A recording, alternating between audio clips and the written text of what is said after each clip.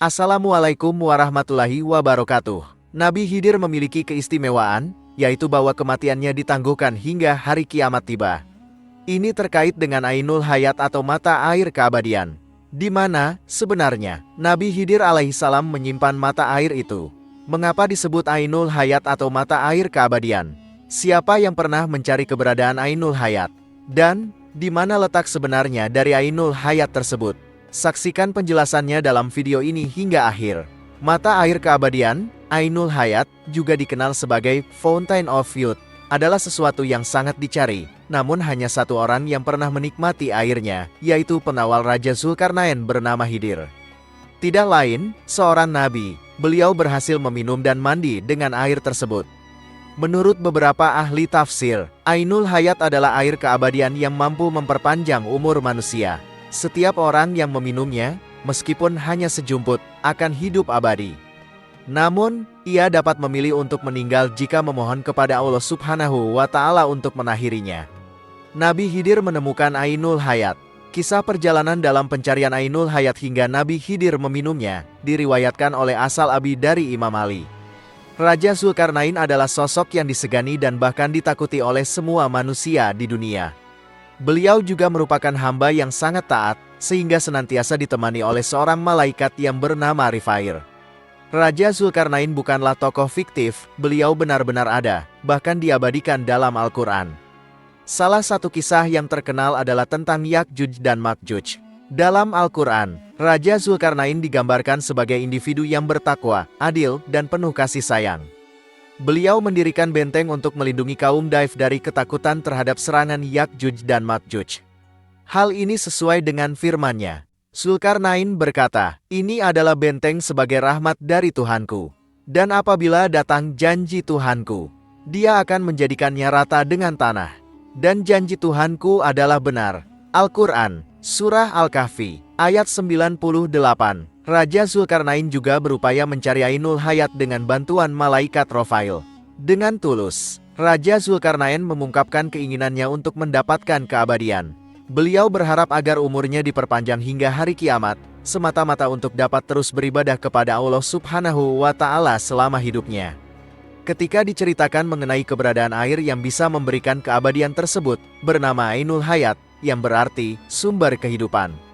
Raja Zulkarnain segera memobilisasi pasukan terbaiknya untuk mencari air tersebut. Raja Zulkarnain juga mengumpulkan para ulama dan cendekiawan. Salah seorang ulama bahkan mengungkapkan, "Aku pernah membaca dalam wasiat Adam alaihissalam bahwa Tuhan menaruh Ainul Hayat di suatu tempat di bumi yang gelap." Setelah melakukan perjalanan selama 12 tahun, rombongan kerajaan akhirnya menemukan tempat matahari terbit di mana terletak Ainul Hayat. Mereka menemukan tempat yang gelap bukan karena malam, tetapi karena terdapat pancaran yang menyerupai asap. Pada saat itu, Nabi Khidir menjabat sebagai Perdana Menteri Kerajaan. Menurut cerita Wahab bin Mudabah, Nabi Khidir adalah putra dari Raja Zulkarnain. Raja beserta Nabi Khidir dan beberapa pasukan memasuki tempat yang gelap tersebut, sementara pasukan lainnya menunggu di luar. Saat memasuki wilayah gelap itu, Nabi Khidir tiba-tiba mendengar bisikan-bisikan yang mengatakan, "Wahai Khidir, sesungguhnya Ainul Hayat terletak di sebelah kanan jurang ini." Beliau pun mengikuti petunjuk bisikan tersebut dan berhasil menemukan air tersebut. Setelah turun dari kudanya, Nabi Khidir melepas pakaiannya dan mandi di sana. Beliau juga meminum air tersebut, yang ternyata rasanya lebih manis dari madu. Setelah minum dan mandi, beliau kembali menemui raja. Akhirnya, beliau diperintahkan oleh Allah Subhanahu wa Ta'ala untuk menjaga Nur Hayat dari golongan setan, jin, maupun manusia. Beberapa ulama berpendapat bahwa Ainul Hayat terletak di segitiga Bermuda. Pencarian Ainul Hayat tidak hanya dilakukan oleh Raja Zulkarnain. Raja Ferdinand, yang merupakan Raja Spanyol, juga pernah melakukan pencarian tersebut. Dia mengutus eksplorator Rio, namun hingga akhir hayatnya, Conte de Lion tidak berhasil menemukan sumber air tersebut. Rio dikenal karena keturunan suku Indian. Ia pun meninggal di Babilonia. Seorang raja bernama Gilgamesh juga pernah mencari sesuatu yang bisa memberikan keabadian. Kisah paling terkenal dalam Epic of Gilgamesh adalah perjalanannya mencari ramuan keabadian. Ia dihadapkan pada tantangan besar dalam pencariannya, melawan binatang buas dan rintangan lainnya. Raja itu tidak berhasil menemukan mata air keabadian, namun dari perjalanannya, ia memperoleh pelajaran berharga. Pengalaman itu mengubahnya menjadi orang yang bijaksana. Di Tiongkok, Kaisar Qinsu juga tercatat mencari mata air keabadian, sesuai dengan naskah kuno yang berusia sekitar 2000 tahun. Naskah tersebut ditemukan di sumur tua di Provinsi Hunan pada tahun 2012.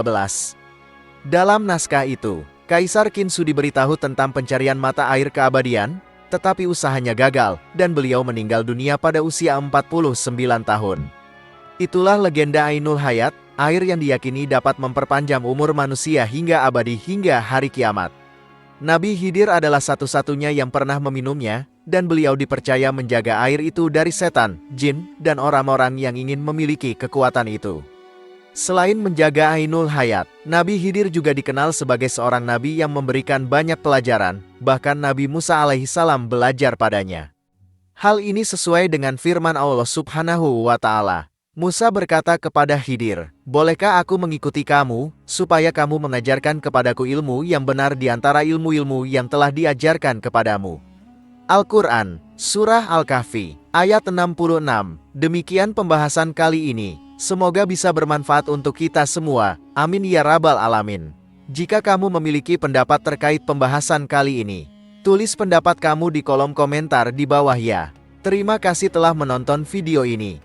Jika kamu menyukai konten ini, jangan lupa untuk like, share, dan subscribe ya. Terima kasih dan sampai jumpa dalam video berikutnya.